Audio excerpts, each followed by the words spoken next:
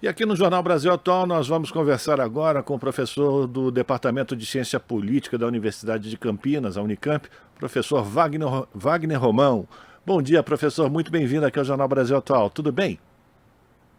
Tudo bem, Rafael? Bom dia a todas as pessoas que estão conosco. Obrigado pela sua atenção com os nossos ouvintes, com as nossas ouvintes, telespectadores, internautas, enfim.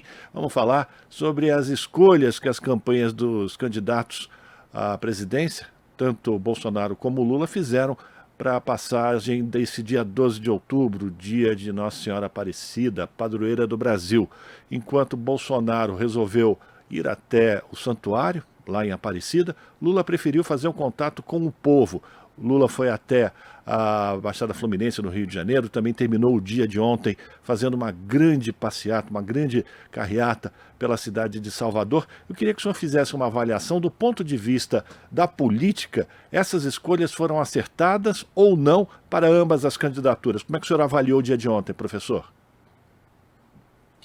Então, Rafael, foram duas atitudes bastante diferentes, né? Eu penso que o Lula preferiu tratar o dia da padroeira como mais um dia de campanha, né? No sentido de que Lula se afastou daquele centro de atenções no dia de ontem, que é a Basílica de Aparecida, todo aquele contexto da religiosidade católica, e fez um dia normal de campanha, né? Foi à Baixada Fluminense, depois foi a Salvador fazer mais um dia de campanha na sua relação com o povo e com essa estratégia das caminhadas, né? As caminhadas que culminam num comício, culminam ali num ato político ao final. E Bolsonaro, que tem como sua arma, talvez a sua arma principal, né?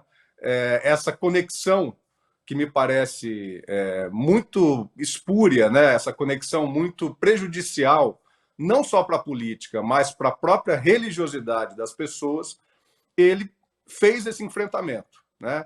Ele agiu ali como uma espécie de fariseu, né? Se a gente for lembrar da Bíblia e dos evangelhos, uma espécie de fariseu que foi vender no templo a sua imagem, a sua visão da política e a sua força política. Ele realmente tem uma força política, ele tem ali um conjunto de seguidores fanáticos, né, e que o apoiaram na sua entrada, inclusive, ali nas igrejas, naquele recinto da Basílica e da cidade de Aparecida, né? Então, eu acho que foram duas posturas bem diferentes e que acho que mostram bastante o modo como cada uma das candidaturas tem lidado com a questão da religiosidade, da fé das pessoas na sua relação com as próprias campanhas, né? Lula de uma maneira mais discreta, de uma maneira mais racional e no sentido de tratar da liberdade religiosa como um valor importante, e Bolsonaro, de outro lado, fazendo uma espécie de cruzada, né, religiosa, no sentido de constranger, inclusive, outras pessoas católicas ou evangélicas ou de outras religiões para que assumam, né, uma posição a favor da sua candidatura. Acho que esse foi o resumo do que a gente pôde ver ontem nas campanhas do Bolsonaro e do Lula. Agora, professor, a gente percebe também que as duas candidaturas vão ter informações, enfim, imagens, tudo que foi gerado nesse dia 12 de outubro, por exemplo, ficou muito, viralizou muito pelas redes sociais aquelas imagens dos apoiadores de Bolsonaro xingando o, o cardeal, né, de Aparecida, Sim. e também fazendo provocações e ameaças a pessoas que estavam lá vestidas de vermelho, por exemplo, né? Enquanto o presidente Exato. Lula, na sua conversa com os seus apoiadores, procura separar exatamente a religião da política. Essas imagens que foram geradas, elas não vão prejudicar ainda mais ou afastar ainda mais a candidatura de Bolsonaro desse público que ele tenta de qualquer forma conseguir angariar para as eleições do dia 30 de outubro? Sim, eu concordo, Rafael. Eu penso que aquelas pessoas que têm, né, que guiam a sua conduta política, que guiam o seu voto pela religiosidade e por essa forma que Bolsonaro se utiliza para constranger as pessoas, eu acho que essa é a palavra, né? Ele tenta gerar um constrangimento àquelas pessoas que são católicas ou que são evangélicas, né, para que votem nele. Eu acho que esse teto dessas pessoas que agem dessa forma já chegou no seu limite, né? E acho que tanto as pessoas que fazem a opção pelo Lula, pelo PT, que são católicas, que são evangélicas, vão permanecer, né, nas suas posições, vão entender isso como um ataque à sua própria religião.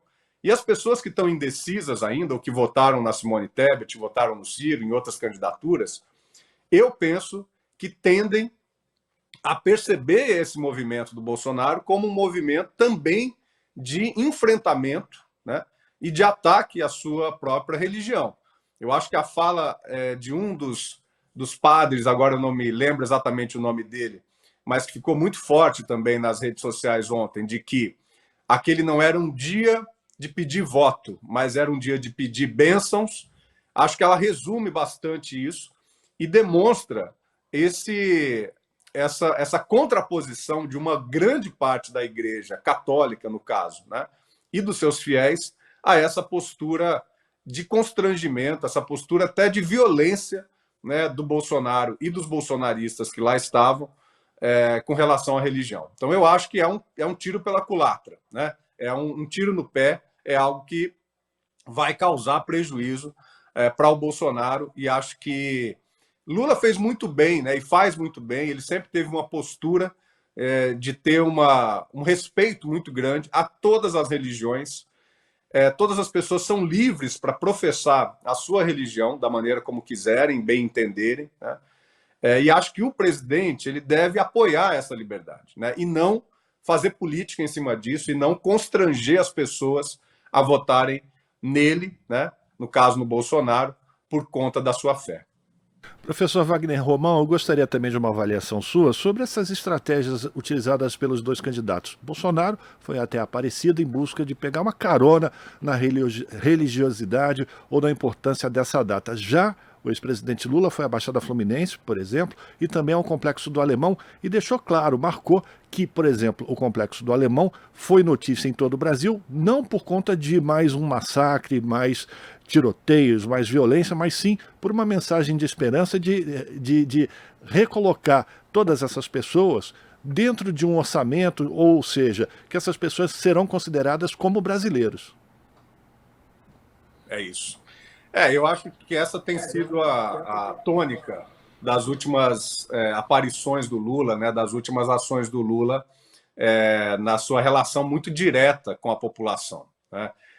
A gente tem visto, né, aqui eu moro em Campinas, nós tivemos aqui no sábado passado a visita do Lula, isso tem acontecido em outras cidades, isso deve ser a tônica, né, o principal elemento de campanha do Lula, essa recepção do Lula nas cidades, a conversa com políticos locais que estão fazendo esse apoio ao Lula, e acho que essa indicação muito clara, né, de que o que está em jogo nessas eleições não é se a pessoa é mais cristã ou menos cristã, não é se a pessoa é mais ou menos ligada às religiões de matriz africana, não é se a pessoa é mais ou menos forte na moral e nos bons costumes. O que está em jogo, que a população realmente quer, é mudança, é matar a sua fome, é ter geração de emprego, é ter geração de renda, de trabalho, é ter uma educação de qualidade, né? É fazer com que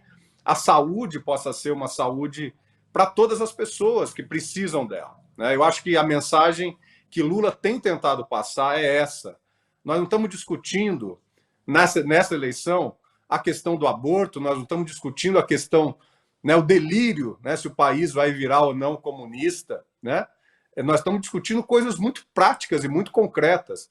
E não é à toa, me parece, Rafael, que essa vantagem que Lula tem, exatamente naquelas classes mais populares, né, aquelas que têm a renda mais baixa, que estão sofrendo mais com a fome, com o desemprego, com a educação, infelizmente, de baixa qualidade, né, com a incompetência, né, de quem estava no poder no período da pandemia, que não soube nem dar vacina no tempo correto, né, no tempo que teria sido o melhor momento, né, o momento mais urgente, e nem soube dar resposta à questão da educação, né, a esse grande abismo que existe ainda, infelizmente, entre as crianças e jovens mais ricos e as crianças e jovens mais pobres, que não têm acesso à internet, que não têm condições de desenvolver o seu processo educativo, pedagógico, num momento de dificuldade, como foi a pandemia.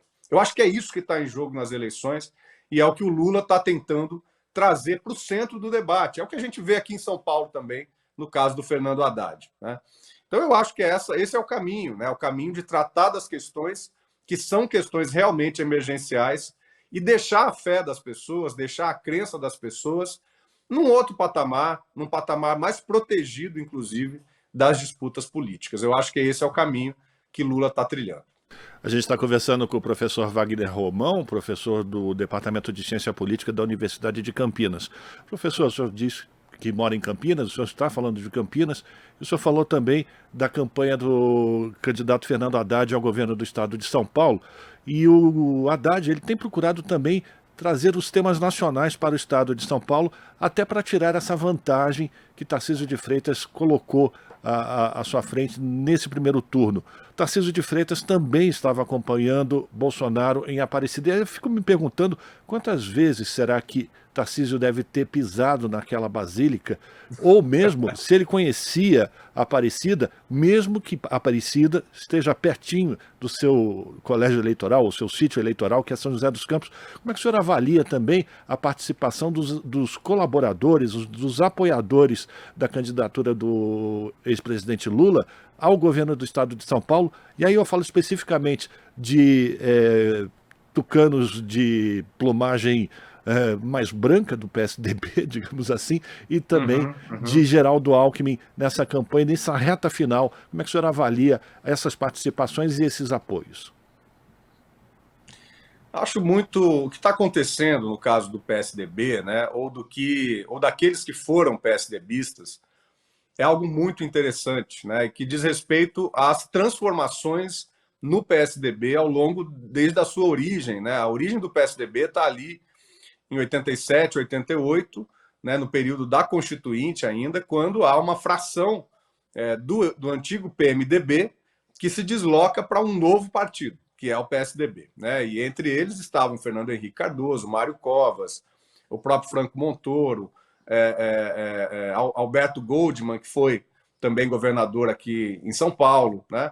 E assim por diante. Então, essas pessoas que foram pessoas que, né, podem haver divergências, e existem divergências, diferenças ainda muito grandes de pensamento, tanto no campo, entre o campo petista e o campo desses PSDBistas históricos da sua fundação, eles estão ligados a uma matriz política democrática. Isso a gente não pode negar, né? Uma matriz política democrática que veio do combate à ditadura, que veio do combate ao autoritarismo no período do regime militar, né? Todas essas pessoas que eu falei tiveram contra o regime militar.